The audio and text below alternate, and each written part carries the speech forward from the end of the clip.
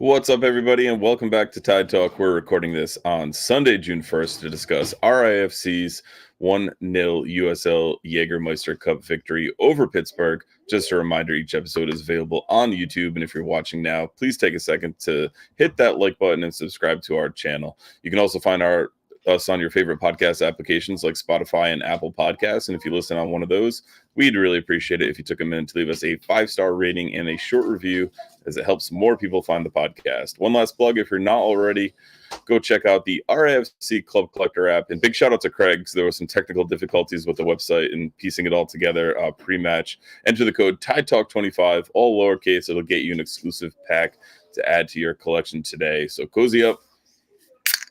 Craig Bear. Kelly did one in the background. That was pretty awesome. Let's dive into this one. I'm your host, Matt, and as always, I'm joined by my good friend, Ryan. Ryan, how's your Sunday going? It's good. Just hit up the Blackstone, got some chicken burgers on there, and excited to do. Well, I'm not excited to talk about this game, but excited to talk with you about stuff. I don't know about this game, but excited to be back. Excited to be back in the saddle, too. As Andrew Quadro says, you put too much trust in this clown show of an operation up the tide. I've got some happy birthday messages. Thank you for everyone in that. I would say the coolest thing, my guy Joe Burns sent me a text. It was a screenshot of us cracking beers, to start an episode, and said, "Happy birthday, crack a beer." I loved it. It made my day. It was awesome. I do like Tim Sheldon in the chat with the happy birthday for me. A little early, Tim. We'll get to that one later on in the season, but I appreciate it. Yeah, we'll get there. Good Sunday, though. McLaren double podium. We have to start with that, right? This is Andrew was very worried about our filibustering skills for this one, as we have to get to talk a pretty boring 1-0 win, but a win that keeps Rhode Island up top of the group in the USL Jagermeister Cup. A pretty important game based on other results, with Hartford winning and Portland winning. So to kind of keep pace, this is a weird competition where you finish second in your group, you're not guaranteed to go through. It's a very weird, kind of setup, and hopefully that's something that'll improve as the, tournament gets more seasons under its belt and goes on with that. But where'd you watch this one, Ryan? I watched this about an hour ago from my porch. So I was at the Post Malone concert last night, which was very, very fun. And Matt, you did not also watch this one live, right? I caught most of it live. We were on our way. It's Kelly's birthday too, so it was her birthday on Friday as well. So we celebrated by taking the trip up to Charlton and hitting up Treehouse. So I know I was maligned for my birthday cake liqueur, but nice Treehouse tippa in the RAFC koozie today. But got to see most of it live. Little delayed getting back, but we had it on the phone for the final stretch of the ride home. Graham was actually holding it, which was highly entertaining, and his commentary was hysterical throughout this one. But like I said, a 1-0, and it's just a bit of a tough one. Don Lindbergh says in the chat, just repeat last episode for the recap. It's kind of it. Just swap the goal. But we'll talk some bigger issue stuff throughout this one. And I think we'll keep Andrew happy with our filibustering skills. But we'll start, as always, with the lineup, and a pretty expected lineup, I think. Good to see Jackson getting the start in net and performing pretty well, getting the shutout. Rio Hope Gund, Stoneman, Nodarce, and Sanchez across the back line, Holstad, Amos Shahira Thompson, Noah Fuson, Maxi Rodriguez, Jose Quizera, and Albert Dequa rounding out the rest of the starting 11.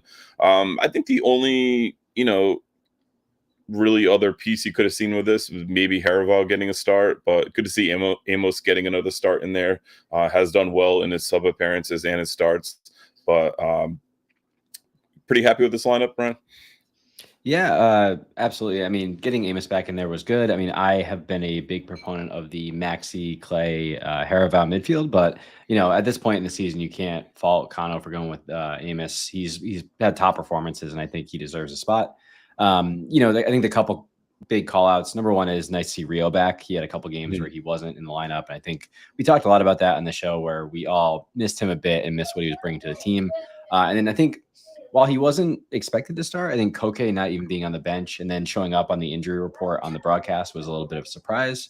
And then Mabika not also being in the squad after his kind of string of performances where I think we all were penciling him into the best 11.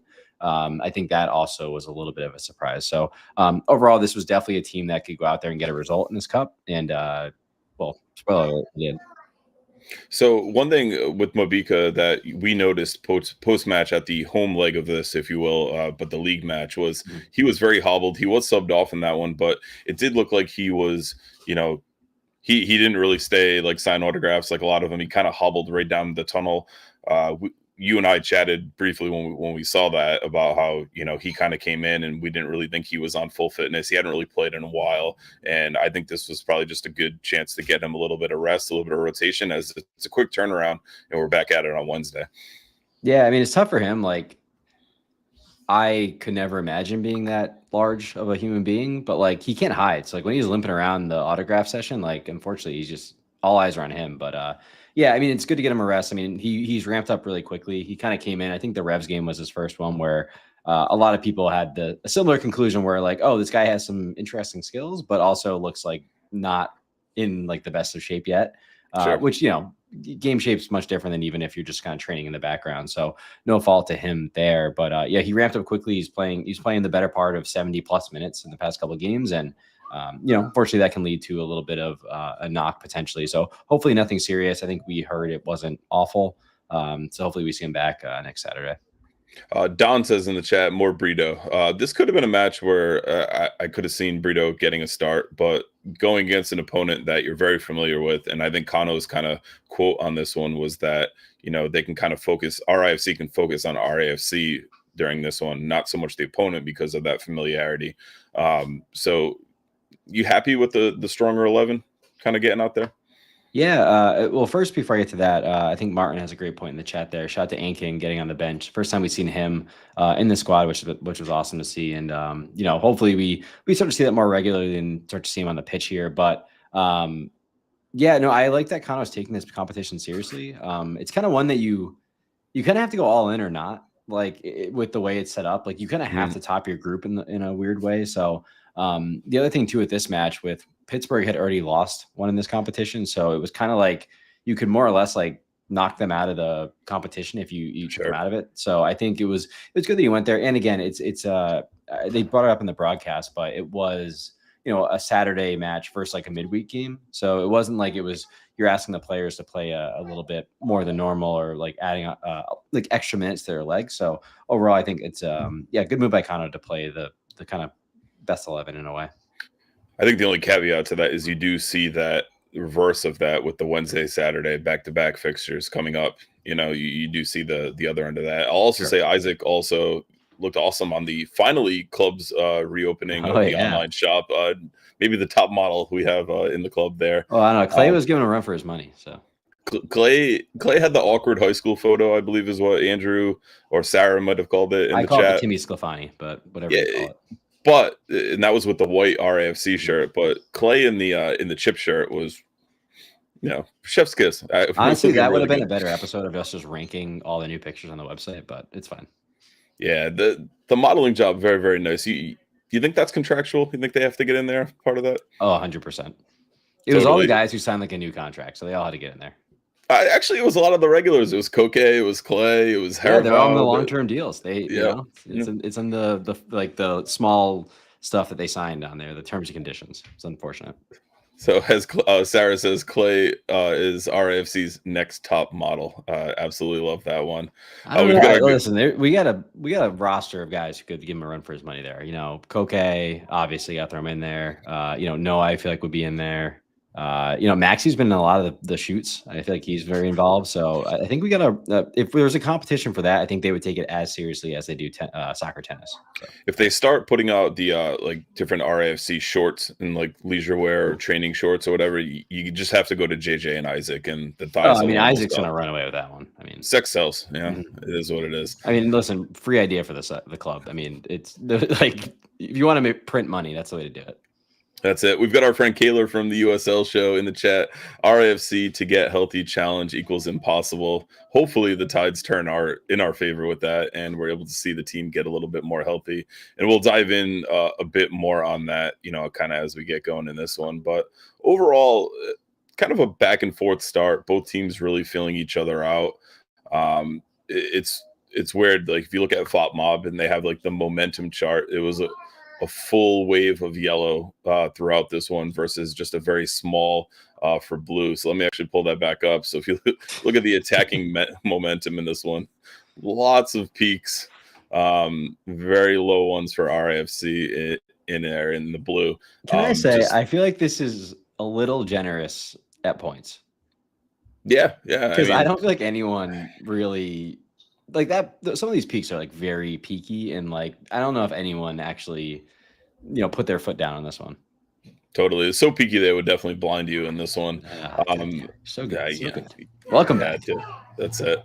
So Pittsburgh had the best opening chance on that, goalpost deflection thing. I don't know how that ball didn't kick back and go in. You mentioned Rio in the opening and how solid Rio has been. He had kind of a little lapse moment on that one where he was kind of caught. I think Rio is a great on-ball defender, and maybe it's just kind of playing with that rotating back line and seeing different spots, but he didn't track back quick enough. Reminds me of another defender, but I'll save that for later. Sorry, Matt Hands. But, the defense was pretty well. The press was going pretty strong, but we see that one lapse and it almost leads to a goal. But luckily for RIFC, Pittsburgh was not able to convert that chance, and Rhode Island was able to grab the first goal in the 18th minute. So let's take a look at this as Jojea Quizera finds the back of the net and gives RIFC the 1-0 lead and the only goal of the match. Even if these two teams played each other last week, Bob Lilly saying it is, we'll hold that thought. Deco with the back heel and a rolling finish for Rhode Island. They've finally scored against Pittsburgh, and it's Jojea Quizera.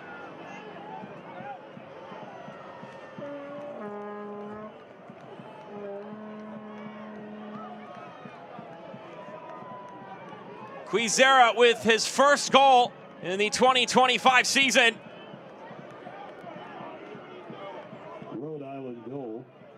It was a bit clumsy, the clearance in the end. Pittsburgh made a bit of a mess of it in their own 18-yard box, not something they normally do. It was a good close down, though, by Max Rodriguez that led to the little back heel touch and a quality finish by Quizera. Didn't have much to do. I love the extended look at that one and getting all the different angles because it really was a nice lead up to it and a great finish. It was a great ball over the top. You actually see Chico with a little bit of hold up play there that you don't normally see from him. It's more of a JJ-esque bring down for him there, but a great touch by Chico to bring it down. Falls to the Pittsburgh defender. Maxi's up there pressing hard. Back to Chico, the back heel, and then a nice, cool, calm finish for Quizera. So take us through your thoughts on this goal, Ryan. Yeah, I mean, the biggest thing in this one was we needed to score first. We've never scored against this Pittsburgh team in the 3 chances that we've played them so far. And, the way that they play, they get one and they hunker down. And we needed to, be the ones to get that first one, this one. So that was great to see. It was really interesting. We were going long a lot to start, it felt like. And honestly, throughout this match, unfortunately, it didn't work great. Chico was 1 for 9 on aerial duels throughout the match. But he was trying really hard. And with that effort, he was, causing just chaos up there. And with that chaos allowed, Quizera and Maxi were kind of tucking in to also kind of either press or battle for the ball. And, luckily we get a really good bounce there where the press kind of creates that, bounces off Maxi. Chico does a really good job. He takes it kind of touch one way and then gives that back heel to Quizera. I thought it was really funny because if there was one player on this team that, or if I think I would take of any, all the players, he might be the last person I'd be like, he's going to finish one on his wrong foot. And Quizera buries it. So shout out to him. I think that was a great touch. I think someone just said it in the chat. I did think it was interesting that we did start this game with Noah on the right and Quizera on the left, which we haven't seen them. We've seen them switch during the game, but we haven't seen them start that way, which was interesting. Yeah. Shout out to Jason there. So yeah, I mean, it worked. I think it was a little bit of luck there, but hey, sometimes the ball needs to bounce your way, and it did for us this one. No, right on. Like I said, I know you're going to talk about the press a little bit later on, but Maxi's up there going at it full tilt, and he finds it, and he's able to kind of nudge it off. to Chico, who plays the beautiful back heel. So an absolute great job in attacking that one. But the rest of the first half was kind of spent in our defending side of it. First half stats for this one were 56% possession for Pittsburgh, 7 shots to 2. Pittsburgh outshot us. We had the one on target, the one big chance. They completed 155 passes at 77%. We completed only 111 passes at 70%. Both teams committed 12 fouls. We'll get to that in a second. And Pittsburgh had 3 corners to our 1. So overall thoughts on the first half and kind of the, sloppy play or outside of the goal, neither team really looking sharp on the attack. Yeah, so I guess I do. This is where I have to caveat. Like, I watched this one on 2x speed on YouTube, where I could fast forward through the intermissions. It was a lovely way to watch this one. So I think it's always hard when you watch these games without the tension of not knowing what's going to happen. I did know the score, and I kind of got some of the gist of what happened. And yeah, I mean, just looking at the stats here, 24 fouls, which we'll get to. Both teams passing it in the 70% range. Just a really gross game, quite frankly. It was kind of one of those games where the people in this country who complain about soccer, that's what they would point to of it's just a disaster. And I think the broadcast actually said there's 8 Jagermeister Cup games on tonight. So if you're a neutral watching this one, you're getting in for a good one. No. This was not the game for a neutral to watch. No. I mean, the other thing too, just looking at some individuals, I think Maxi and Noah were both really anonymous that half. I genuinely, the first half was did Noah touch the ball? We were just so left side dominant. And then Maxi, obviously, he had the great press and great play, but he just wasn't getting on the ball either. Obviously, he had that weird yellow card to start the game, which it was just an insane call by the ref, who wasn't consistent about the exact same thing happening later on in the match. But yeah, just kind of a gross half. But again, happy that we got the ball to bounce our way to go up 1-0. 30 total touches for Noah, completed 7 of 11 passes. But I think the bigger star of the first half and maybe the game in particular was John Motto in the center refereeing this one. Just somebody tweeted out softer than Charmin, and I immediately got to my Canva works and put his face on the Charmin to kind of give a better perspective on that than the Maxi one that the friggin' Northern Guard showed. So John Motto, I don't think he ever played a sport in his life. You could tell his interactions with the players. He was very much not non-conversational with it. It was very, this is it. We've seen a few of these star of the show referees throughout this one. That guy Sergey, who I have a wicked rare of now. Greg.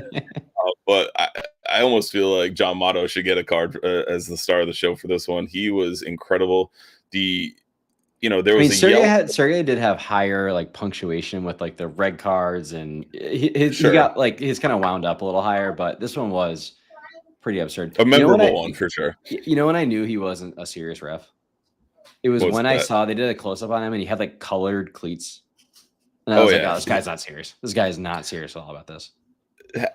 Being a former official of a different sport, although you can always tell those guys that it's about them. They have the shoe with the accent or whatever, but there's always something different that sets them apart from other referees. And Mr. Motto definitely takes the cake for this one. There was a fall, I believe it was in the 30th minute or so. It was near the end of the first half that they had just booked maybe Maxi on, and it was a Pittsburgh player committed the exact same foul, already on a yellow, and Kano kind of lost his shit, and he got his yellow later on in this one, rightfully so, as Chico was repeatedly fouled, and the bookable offenses when you're repeatedly following the same person, but the exact same foul that Maxi committed for his yellow was committed by a Pittsburgh player, and should have been another yellow, should have been a second. I think Pittsburgh should have been down to 10 men in the first half. Yeah, I mean, I had it actually written down. Yeah, 41st minute was the same situation that Pittsburgh. It was the stupid thing of them not getting further enough back from the ball. The problem with all this, it all goes back to the exact same thing where consistency is the issue. If he was consistent throughout the game, which I get, I mean, you blow the whistle 24 times and a half, I don't know if you're being consistent or not there, but you're at least trying to be something. But Consistently bad. Consistently bad is a good way to put that. But yeah, it's just tough when you see like, especially when you're blowing the whistle that much, and then you don't like have that like balance between the two teams. I think is tough. And then it's also like clear that he, had in the back of his head, oh, this guy's already on a yellow. I don't want to send him off. Which, hey, I've always been pro, like, let's keep it 11 on 11. But at the same time, it's like you gave Maxey a card in the 6th minute of the match for this. So like, right. You clearly didn't care too much about it. So I don't know. It at the end of the day, it's kind of the standard that this league has shown that they are willing to accept for a very long time. And until they're ready to, change that, I don't expect anything different. Timmy wants to know if I'm only a former ref, Matt. I heard you may have done it recently. I stepped in and refereed Zach's Superliga game today because the other ref was called to the bigger kids game on the other field, and nobody showed up, of course. And I would like to say I had a much better performance than Mr. John Motto. Zach had 5 goals today. Zach played really well, but his biggest question for me was ole.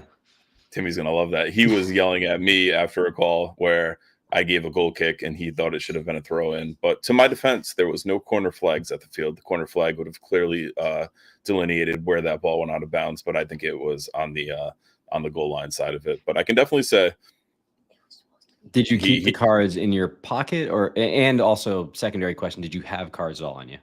They gave me the score sheet, so I was supposed to write down the players' names and time of goal, and I said to both coaches, "I'm writing down numbers. Y'all can figure this out on your own afterwards. I am not doing that." But I can definitely say I had a much better day than Mr. Motto and my time spent on the pitch this weekend. Listen, you let the kids play. I like that. So second half, kind of more of the same. We go back to that attacking momentum chart from Fought Mob, and it's a lot of yellow peaks and not a lot from Rhode Island. Jackson had a couple nice saves where he was able to punch the ball out, clear it out. Good to see that, in my opinion. He had his last time we saw him was the Revs match, and being a backup keeper and kind of giving up on that late, it's gonna kind of weigh on you. And Jackson is nothing but positive. He's always there signing autographs after games. He's always talking to the kids. He's always talking to us.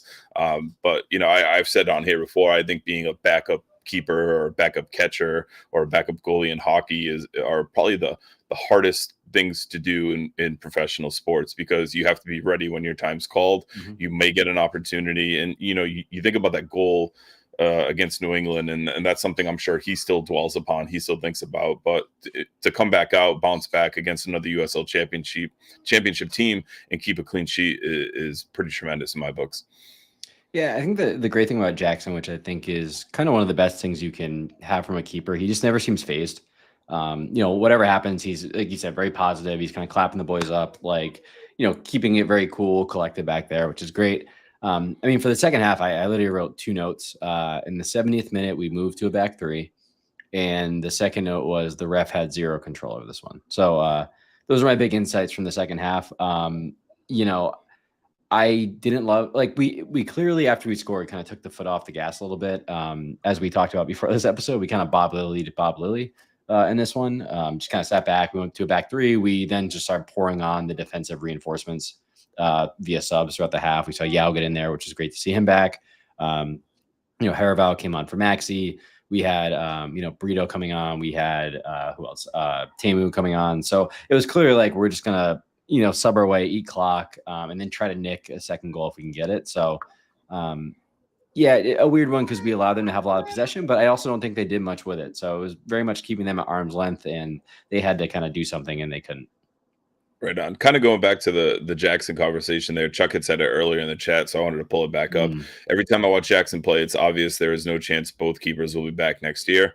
Assuming Koke resigns, Jackson will get an opportunity to start with another team. So I think that's a pretty valid point. I think that was something we were worried about last year going into this. We don't like to talk about stuff like that. I'm just telling you right now. But it is good to see that, like I said, after that goal, he comes back in, steps up, and plays so strongly. So a good showing from Jackson. But second half stats. How upset were you that we couldn't get the post-match selfie of the cup like we usually get with them?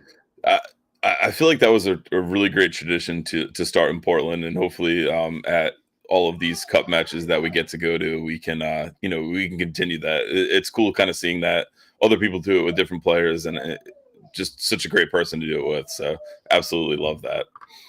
But final stat or second half stats for this one. Pittsburgh had the ball for 67% of the time in the second half. They outshot us 8-4. 4 shots on target, 2 for RIFC. Neither team with a big chance. 200 passes at 81% for Pittsburgh, just 86 at 69% for RIFC. Both teams committed 9 fouls. So, that mental inventory of Mr. Motto kind of keeping those fouls even, and 2 corners for Pittsburgh in the second half. So final stats put you at 61% possession to 39 for RFC. Pittsburgh outshot us 15-6, 4 shots on target to 3, 1 big chance for RFC, 0 for Pittsburgh, 355 passes at 79% to 197 at 70%. Both teams committed 21 fouls, and Pittsburgh had 5 corners to our 1. So, the shots were obviously much higher, but there was, other than the one that rattled the post, and Jackson had a good kind of diving punch out. He was off his line a little bit on it. No real big chance for Pittsburgh with all of those shots. Like you said, it was kind of like we let them have possession and they didn't do much with it. Reminds me a lot of Mourinho ball. Let them have the game, let them have the ball, let them make mistakes. I can't even say the mistake led to our goal, but it was just kind of a really nice hold-up play to that great finish. But overall, both teams pretty toothless in this one. Really excited to go see the new live-action How to Train Your Dragons movie and get some more toothless action. But I think when these two teams play, it's kind of a 0-0 draw, 1-0 draw situation with kind of the styles, conflicting and contrasting styles in this one, especially without JJ, not having the ball, looking to kind of go over the top and see what you can get.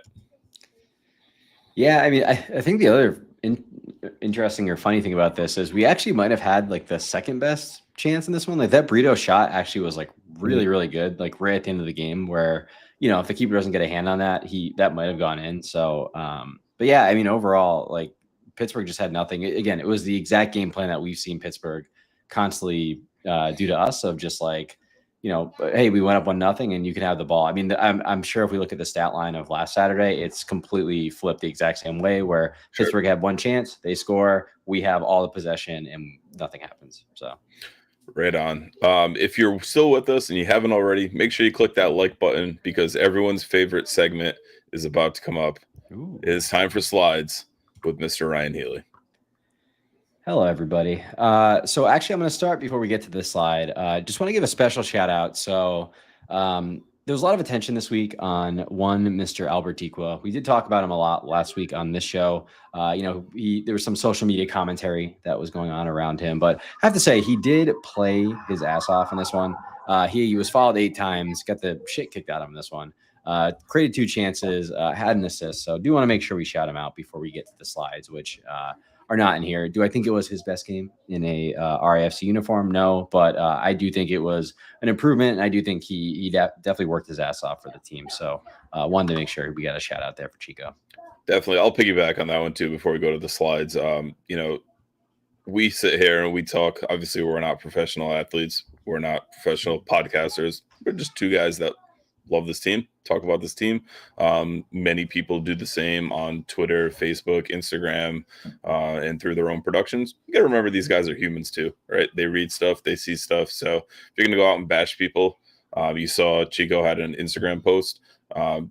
They pay attention. They pay attention to what goes on. So just remember that, and obviously it weighed upon him so much to go out there and make a social media post about it.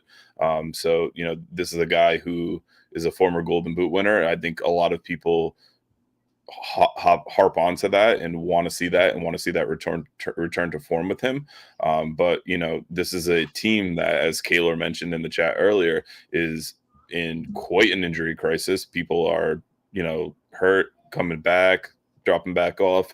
And we've seen a lot of rotation and fluctuation within the squad. So, just remember that these guys are people. They put on the jersey, they fight for the badge, and, you cheer them on and hope they all do their best. And I've been on here saying I still think Chico comes good. I think he needs JJ to play better. I think we saw him play much better when JJ was on the pitch. But I think that without that third striker on the squad, we're kind of seeing that workload increase with him, and that could be part of the reason why production's down. But it's not due to lack of effort, in my opinion. Yep. Yeah, I do think that's one thing about this group of guys that it's been great to see, is that there's never been a time where I've been like there's been plenty of times I questioned this team in terms of tactics, in terms of output, in terms of so many things, but effort has never been one. And, that's credit to the group. That's credit to Kano. That's credit to the, kind of organization here. But yeah, I just want to shout him out. I know it's been probably a weird week for him, and yeah, tough one. But yeah, we can get over to the slides here. So first one here is we want the cup. So this one, like I mentioned a little bit earlier, was pretty big. It more or less knocked Pittsburgh out of this competition. So for those of you who are not familiar, number one, I would point you to TideTalkRI.com. Matt Hands has done a lot of good writing on this topic about kind of this competition and how it works. But my attempt at summarizing up the hands as always. But as my attempt at summarizing here is basically you qualify for the knockout round here by either topping your group, or there's I think two teams out of the 8 groups that come in second place will move into the next round. So it's really, really big to keep momentum if we want to get into the knockout rounds to be in this top spot. So really big to stay at the top of the group here. And the good thing here is so each team only plays 4 games, which is another weird quirk of this competition. So weird.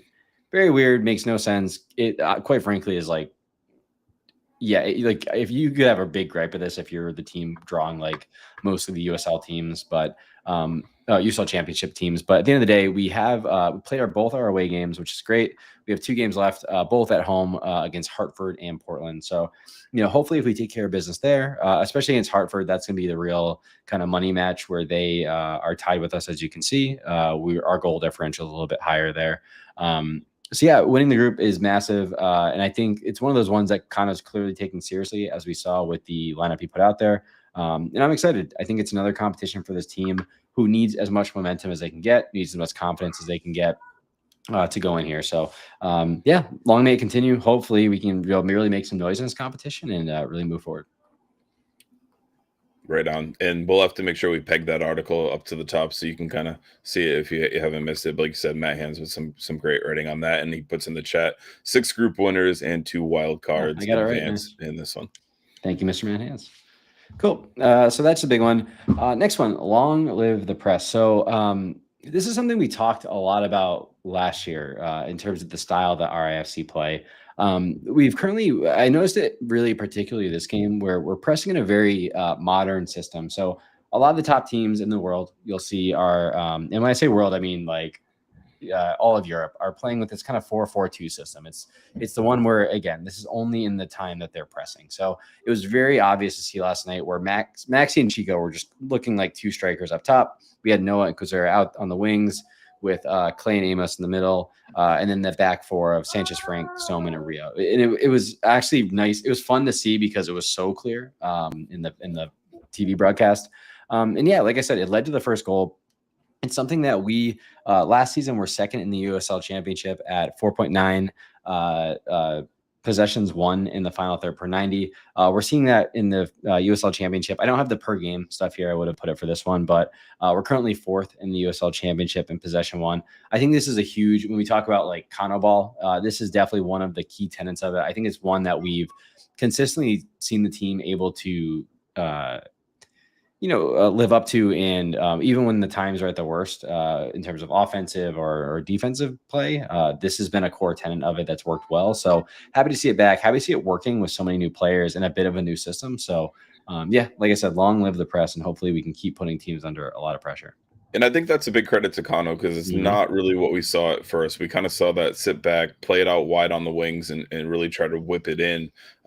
But I think the press with this group of athletes that we have is really, kind of what is keeping us from or allowing us to get points and rather not sit back and take so many losses. I think that's what we saw with a lot of the draws early on, even last season. But the fact that we were able to kind of get in there and keep the press up is what's leading to success for this team. Absolutely. It's good to see, the consistency season over season is also good. I mean, I think one of the great things about bring someone like Kano in and then rewarding him with that longer term contract, is you also get to see consistency and evolution of his system. And I think we've seen some evolution in terms of how we're setting up. Obviously, a lot of that was dictated by the injuries we have, but seeing the core tenets of the system stay in place, even though we've mixed the match a little bit, I think is clearly a testament of this coaching staff and their belief in their system. And I think that's also a key piece to having your head coach also as your general manager, is he's able to kind of, tweak his coaching pedagogy and philosophy and bring in the players necessary to, implement that on the field. Yeah, I mean, so speaking of general manager, kind of like bringing in Maxi, who's one of the amazing presser in his own right. It was just clearly like, we're going to add to the mixture here of someone who also can do that. So yeah, overall great work by Kano, the GM, to give Kano, the coach, just another weapon for his system. Right on. Cool. So finally, so I saw a lot of people talking about this game. So again, what's weird about watching a game after the game's over is that you kind of a little bit of the narratives going on, so I could kind of suss them out as I go. And I know people didn't feel good about this one, and obviously they didn't feel good because the game was just bad to watch, but also didn't feel good about how much Pittsburgh really dictated in terms of this game. They had the ball a lot. They're getting a lot of shots off, but again, this is really how this team has been this year. The defense, I'm just going to every episode keep giving them credit. 0 big chances conceded in this one. Pittsburgh had 15 shots, but 9 of them were outside the box. And then of the 6 of them in the box, 4 of them were blocked.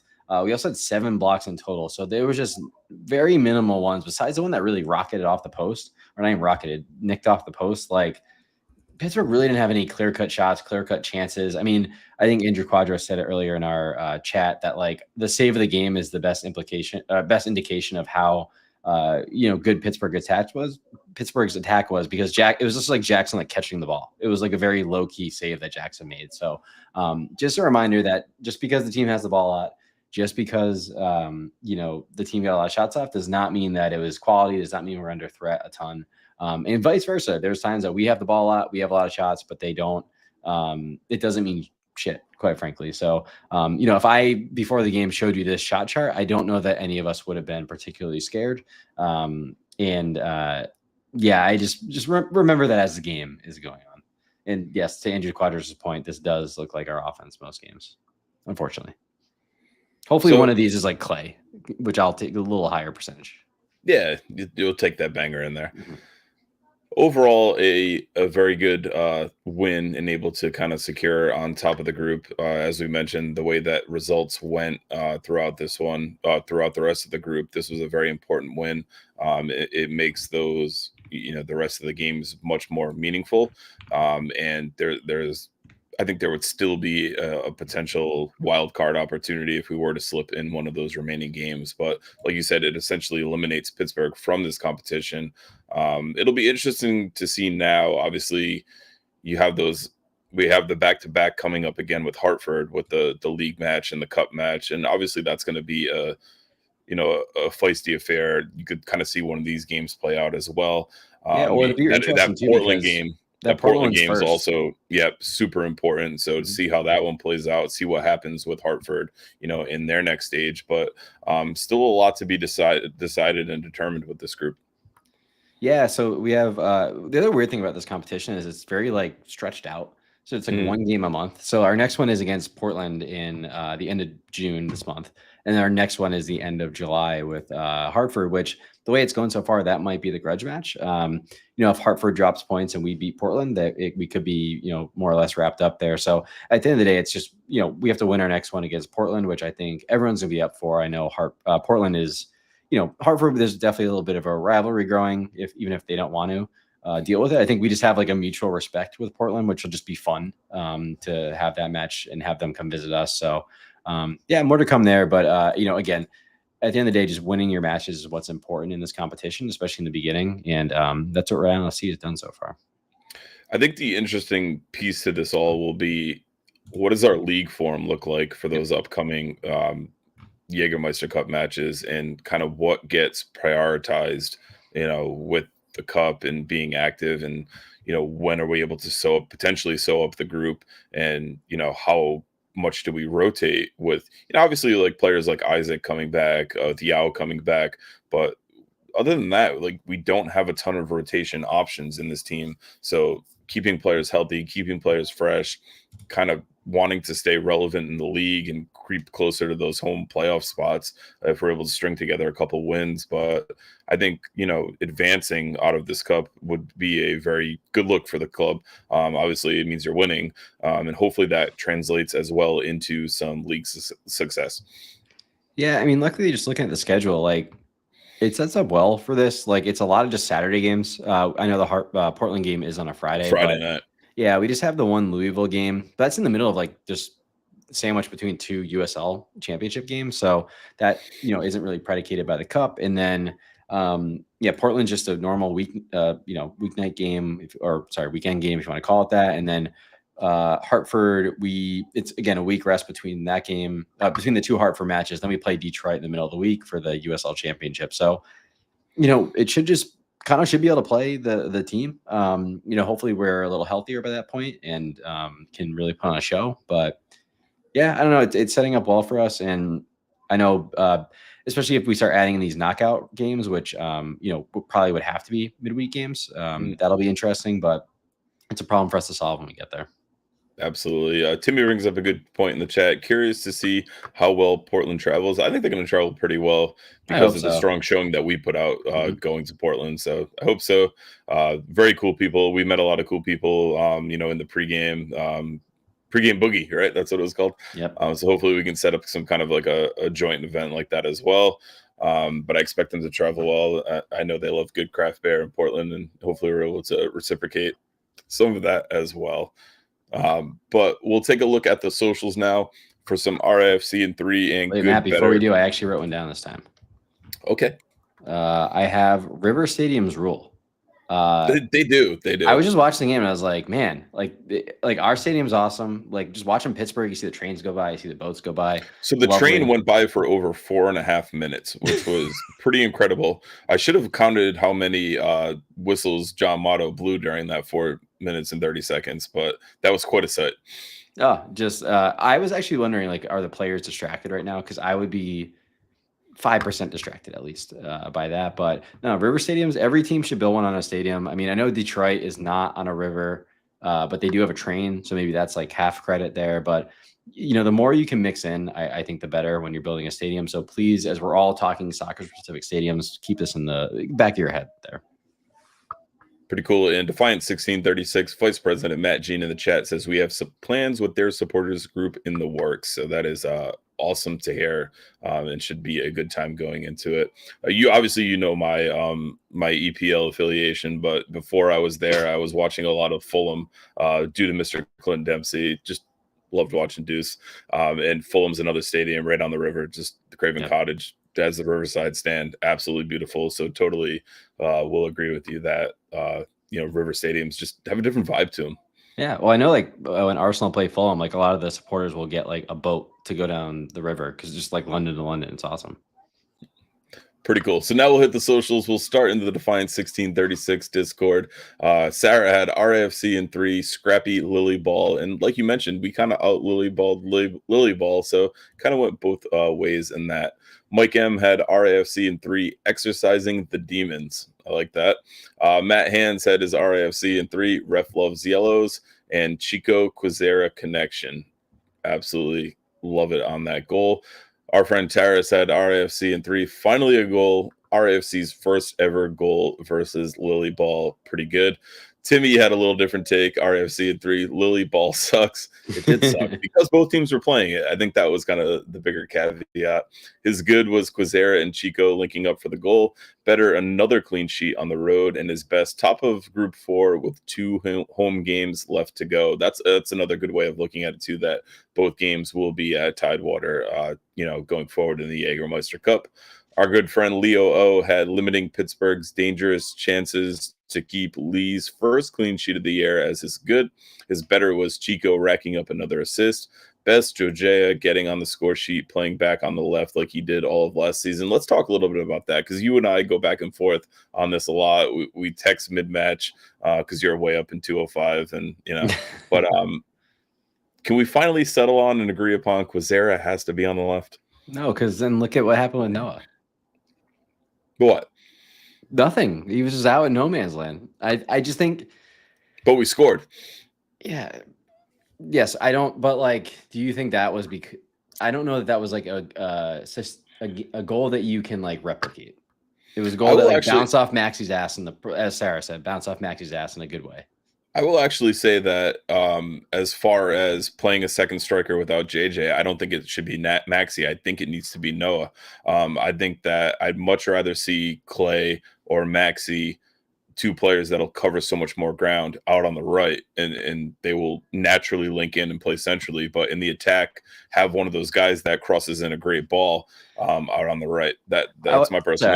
That's not kind of a point we've really discussed, Yeah, I just you want Timmy's take here. Yeah, my take it's not. It makes Noah worse. It makes the team worse because I feel like we actually. I think Timmy's right.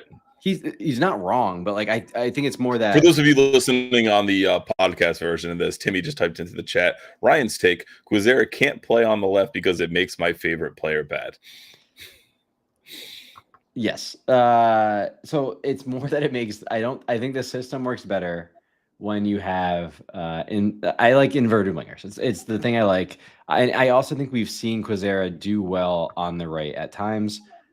And I guess my other take is I don't know he lit it up on the left. Like he wasn't like it wasn't like he had some phenomenal game. He had that one moment that was good, and the rest of the game I don't think he did much either. So well, I think Quizera last year was pretty electric on the left, but a lot of it came from him taking on a man, and a lot of his goals were late arriving to the box or balls that got through the box. And I think it's because we had a Stephen Turnbull playing out there who, although the cross accuracy wasn't the greatest, he was still getting crosses into the box, deflections happen, things like that. We're playing a much different system. But like we're still getting the ball out wide, and we're not putting the ball at Quizera's feet as much as we were last year. I think his ability last year that made him special and electric on the pitch was he would beat a man, he'd pick out an assist, or he'd get the ball back, and then he'd score his goals. Yeah, I think the thing that helped him though is he was playing a wingback role where he had zero defensive liabilities. Yeah, but also he had a lot of times, quite frankly, he had Noah like as a kind of 1-2 punch out there where they were working well together. Whereas right now he doesn't really have that, and he's also I don't think he's as wide in this current system. Like if you look at his average position, he's actually like almost in the middle of the pitch on this one. So that's where I'm like, I'd rather you be swapped so that you're actually if you're gonna play towards the middle of the pitch, I'd rather your better foot be on the inside so that you're actually taking shots that way rather than going on their outside to try to get the cross in. I also like it's also tough because like if let's say the reason you want Quizera out there is because he's taking people on and getting crosses in. I don't know that Chico's the guy who's going to really nod those crosses in for you. Like obviously you have Maxi crashing the post and stuff. But by your logic, wouldn't Noah be the far guy to be a recipient of some of those crosses and able to get some in?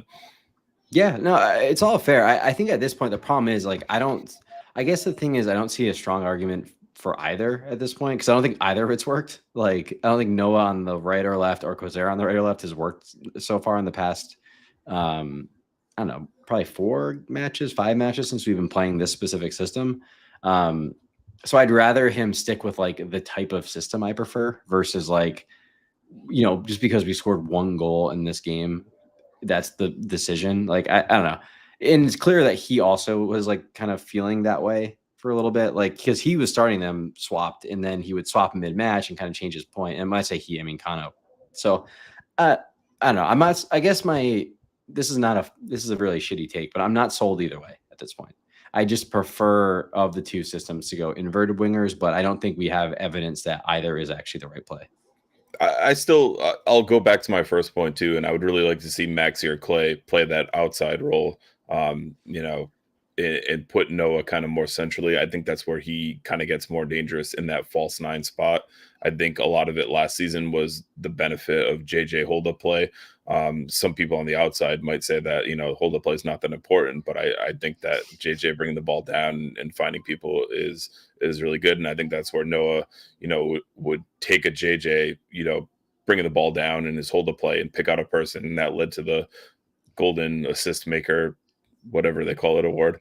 We're totally hijacking Leo's takes on here, but I absolutely love it. One point I do want to go. I just struggle with the because I think one thing that's tough is the way we're playing is Maxi's kind of playing as that second striker in a way.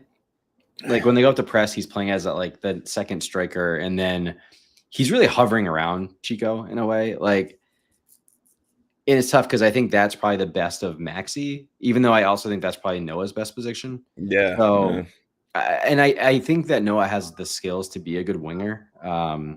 It's going to be quite frankly, this is going to be I think the central thing that Kano has to solve for the rest of the season, really, because the defense is playing well. The midfield, you kind of, there's maybe 4 or 5 guys that you have to pick between, but we kind of know who's going to start roughly and who's going to sub in for each other. But he's definitely not cracked the offensive side of this at all. And I think it's going to be an ongoing conversation for the rest of the season. And a point I wanted to go back to on this, and I agree with you, it's kind of going to be putting square pegs in round holes all across the board with this. But, you mentioned, yes, we did get the 1 goal, and we kind of talked a little bit before we started about this. I think until JJ gets back, and even when he comes back, kind of gets back to full fitness, this is going to be what we're looking at for the next, month or so at least. It's going to kind of be let the other team have the ball. Let's look to smash and grab and try to get some wins. And, it's not the most entertaining style of play, but it has to be effective. And I think to be effective in the style, you mentioned it off air, that this RIFC team has to score first. And if we don't score first in games, I think we're going to be kind of in a big trouble for this big stretch of the summer. Yeah, sorry, I'm reading the chat. This play Maxi deeper, I'm intrigued by. Well, I think that might go back to my point of like drop him back in midfield or play him on the wing and put Noah as the second striker, if you will, or false 9. Yeah, I just think because I think one of the things we've got a follow up to that in the chat if you want to check it out. Watches Detroit. He starts attacks. My only thing is I don't know who. I think it's just moving him. Yeah, I just think we have people who can start the attack. No problem. I think the issue is we don't have he's actually been our best kind of final touch on the ball. Like he's making these great box runs, and I think we've seen he scored a goal or 2 that way, but we've also seen a lot of him having some really good shots that way. I think it was either last match or the one before, Andrew and I or Timmy and I talked about some good cutbacks from Noah to him. And even the Tampa game, there was a couple that I can specifically remember where I was like, oh, that could have been a goal, but that's a repeatable thing that we could actually do the rest of the season versus those 3 long range shots, which were really cool, but you can't bank on those. So I don't know, adding Max to the mix was obviously just a good opportunity. I wouldn't be shocked if it started before Noah's breakout last season, where we were we talked so much last season about how we just had we need an attacking midfielder. We saw Jack Paniotti come in. It was like a breath of fresh air. And then he left and we were like, fuck, this is terrible again. And then Noah broke out and it was kind of solved a lot of problems. I wouldn't be shocked if the Maxi signing was talked about well ahead of that, where it was number one, you have the opportunity to sign a guy who's on the first team all league. So that's going to, you're going to take that opportunity. And yeah, we're going to have to make it work. I think that where they're all playing right now, I think actually is their best spots. I think Noah is a Noah's a good winger in this system. Once he gets the confidence, I think he just has to work at it. We're not seeing a team that's gelling yet.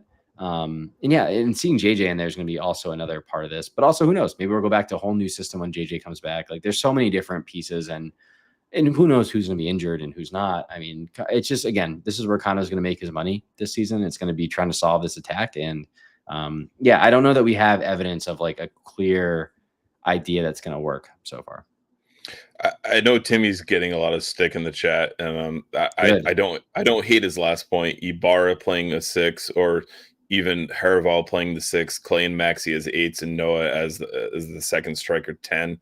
I don't hate that.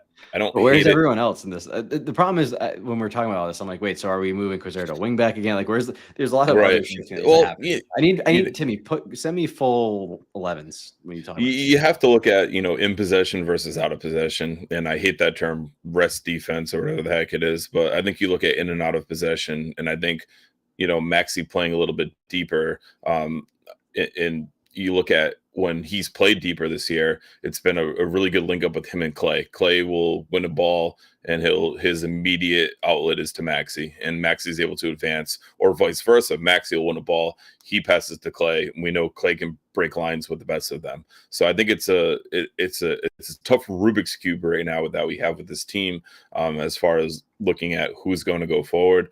Matt Hand says Maxi needs to be a 10 or a second striker. I don't think the second striker works. I think he has to be a little bit off of it. I think last night was a perfect example of why him being a second striker does not work. In SMT 674, I'm sorry, he's not nearly as good with his back to his goal, in my honest opinion, and I totally agree with that. Maxi, I very much agree with that. So why not try? I would even say kick him out wide and bring Noah in. I think Noah's okay with his back to the ball, maybe even better than Maxi, probably better than Maxi. So that's kind of where I was getting at with that point of it. Yeah, I mean, so I think someone said it, the 2 8s. Like, I would actually prefer to play with like I love dueling 8s. I would rather that. The double pivot is chef's kiss, in my opinion. Well, but you have a 6 behind, right? Yeah. I'd rather that, because right now we're playing with 2 8s and a 10 or whatever, if you want to call it. And if you're not an absolute sicko, when we say 8s and 6s, those are like more of your central midfielders, defensive midfielders, and we say 10, that's like the attacking midfielder. So I prefer all day a defensive midfielder with 2 attacking-ish midfielders with them. That's how I've always envisioned the Harabow and behind with Clay and Maxi as these 8s. I think it would absolutely bang. Yeah, and I think both of our 8s, if you will, or Maxi and Clay, maybe even lump Amos in there, depending on who's starting, but they're also very good defensively. So they're also able to not just break lines and generate the attack, but they're able to track back, disrupt play from the other team. And, it might be a tackle that falls to the 6 and the 6 able to advance the ball. We have a lot of good athletes in that pivot, and that's the best thing that this team has going forward. Yeah. And the thing that I like about the idea of playing more of this kind of V versus like the opposite V we're playing right now is that actually it would give Quizera and Noah a little bit of extra support with the midfielder on the wings with them. And I think they both would actually benefit from playing off somebody.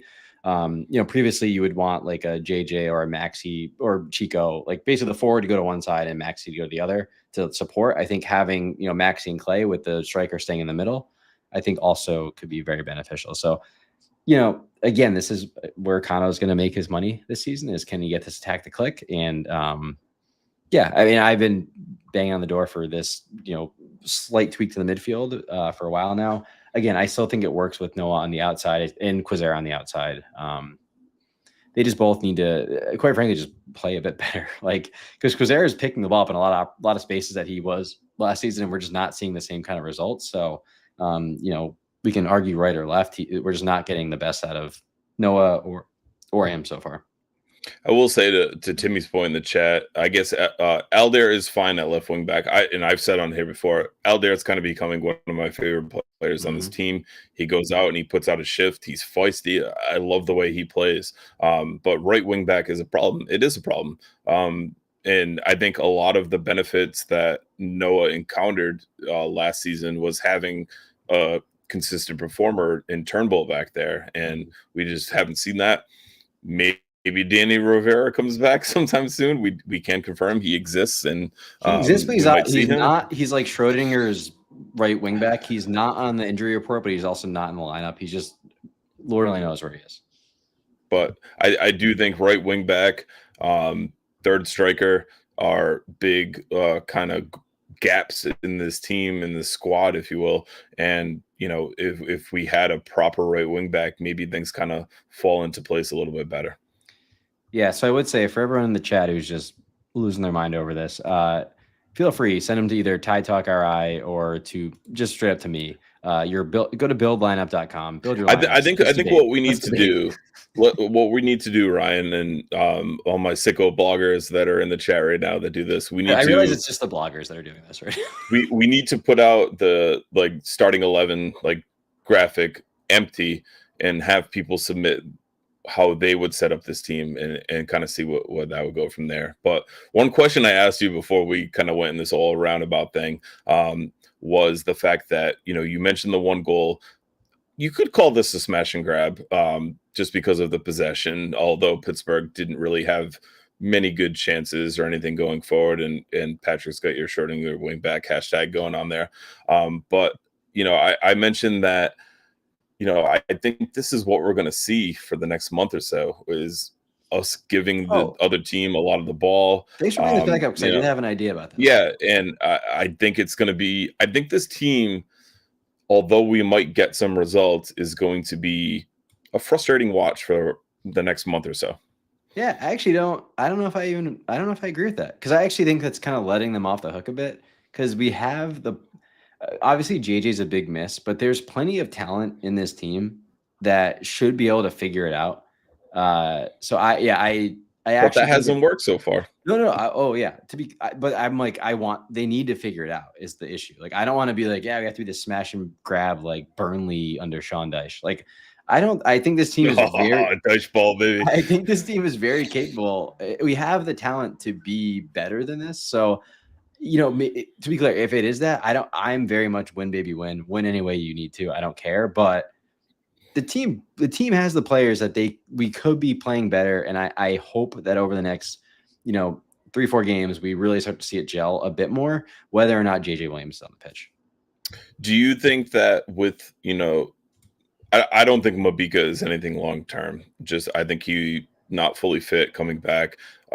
Yao coming back. Do you think we see Frank at right wing back again going forward? Like starting. And do you like it? Do you hate it? Well, I only hate it because I don't want us to play with wingbacks is more the issue. Like, I don't like that. Like, I actually it's the weird thing about all this is we're playing in a very similar system to how I would set us up.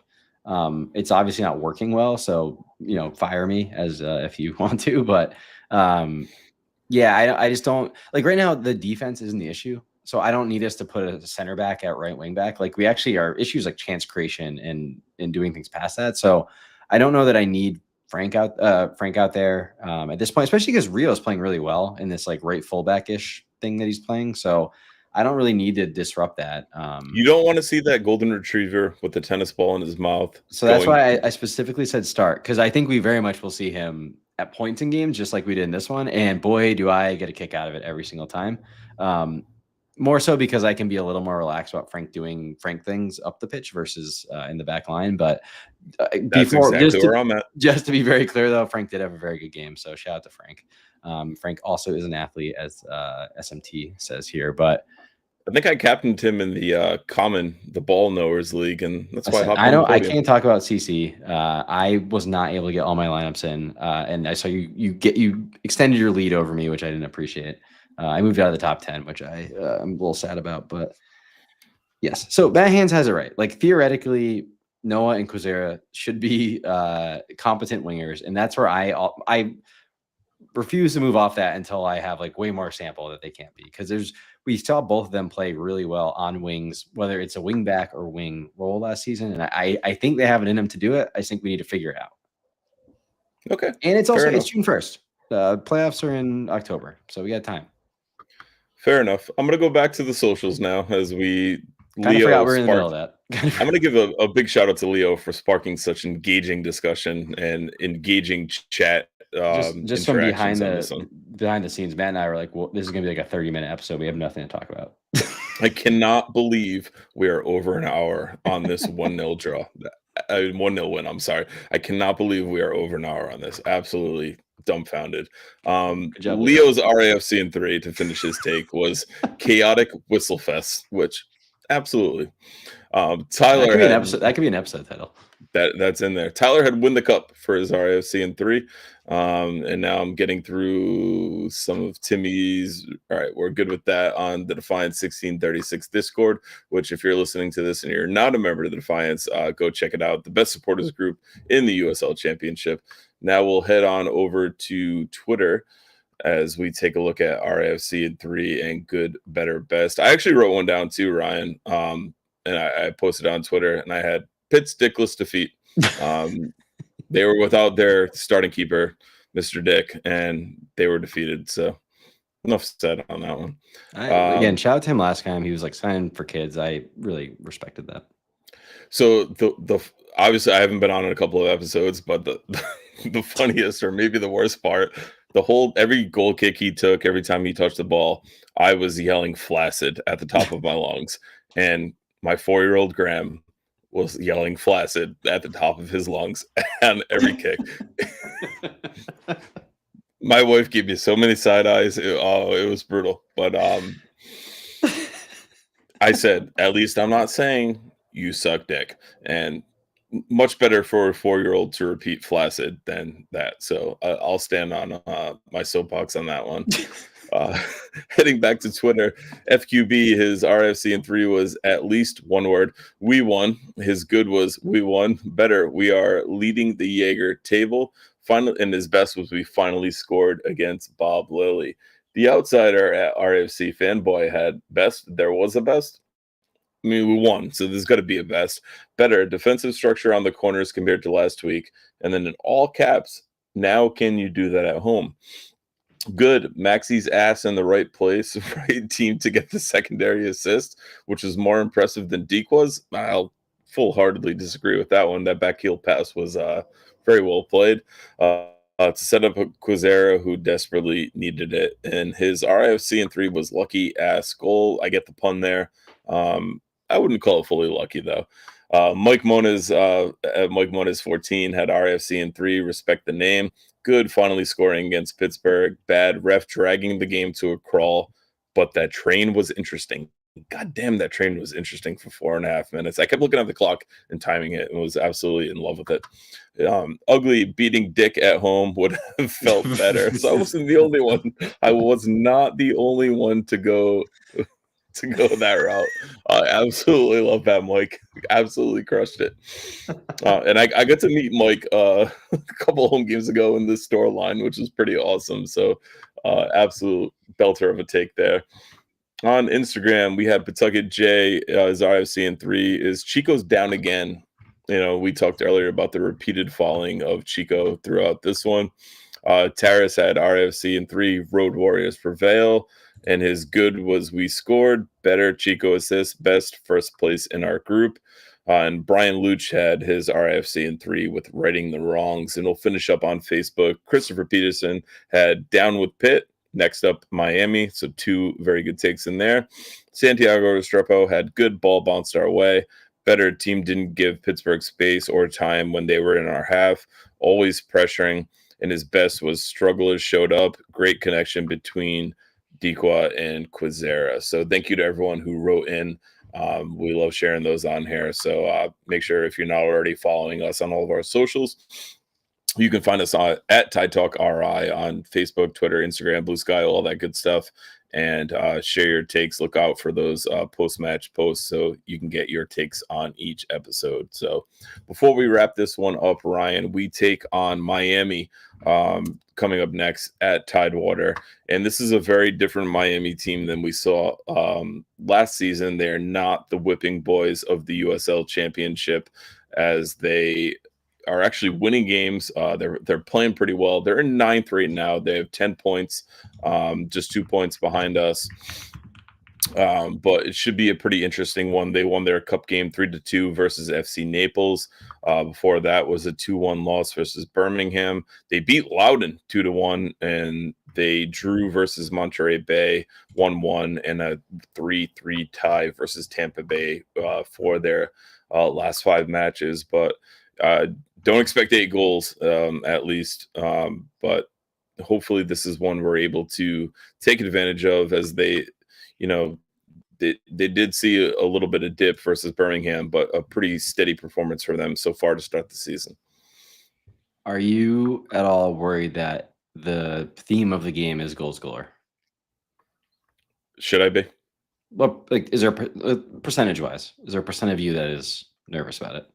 I'm not, because we're not a part of that, and they don't score a ton. They had the 3-3 draw, but it's 1 or 2 per game with them, kind of in their last 5. But I think we get a win at home. I really do. I mean, I hope we do. I'm just that was I don't love calling a game goals galore when if you look back at this league, like the year to year changes of some of these teams is like astronomical. Like Charleston was like really bad like just a couple seasons ago.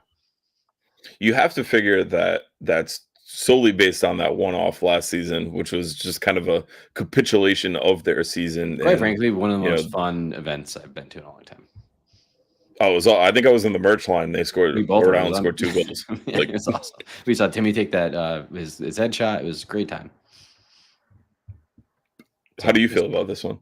I think we should win. I haven't really dug into Miami yet too much. We should be able to pull it off. They're not some juggernaut, but again, I think we wrote the team, the coach's like speech already for him. Like they call this game's goal galore. Like I think we could see a pretty fired up Miami team coming this way. Absolutely. But hopefully we see the reverse effect, the butterfly effect, if you will, and we're able to see some goals out of this RIFC team. And they got to come from somewhere. And who's going to be the guy that ends up scoring these goals for this team? You mentioned Noah and Quazer should be theoretically serviceable wingers. Are they able to do that? Are they able to kind of get on the score sheet? Because we saw Quazer get his first, but the two have kind of struggled as a whole this season. Yeah, I mean, the thing with them that freaks me out, like goals are goals. Obviously, we want to score them, but the two of them were our chief like creators last season, and they're not creating anything right now, and that's what I think is the bigger concern for me. So hopefully, we can start to see them pulling the strings a bit more, making opportunities from wide, and we can see Chico, Clay, Maxi, starting to get on the edge of some of these, and also them contributing on the score sheet. So again, a lot more to come for this team. There's a lot to build on. Luckily, there's a lot of talent in the locker room, so I think the team in Kano will figure it out over time. Awesome. But I think that'll wrap it up for this one. Any final thoughts you have for us, Ryan? I just want to make it clear that Patrick McKenna especially should smash that like button, but also if you're still with us, please also smash that like button. Also, wait, what is that, Patrick? What is this? It's bad. It's really bad. Yeah, if you stuck with us for over an hour, talking about this game a really specifically, boring 1-0 game, and you did not hit that like button, I don't know why. I don't know why we do it, but hopefully again, my like Twitter is open if you want to send me your lineups that you want to debate. Let's do it. And be on the lookout for a post for you to fill in your best 11 from us. We'd definitely love to see that going forward. But that'll wrap things up for this one. Remember, Tide Talk is more than just a podcast. You can find us on social media, Twitter, Instagram, Facebook for daily content. Click this link in the episode description to follow all of our accounts. I've been your host, Matt, for my good friend Ryan. We'll see you next time. And as always, smash it and up the tide. Up the tide.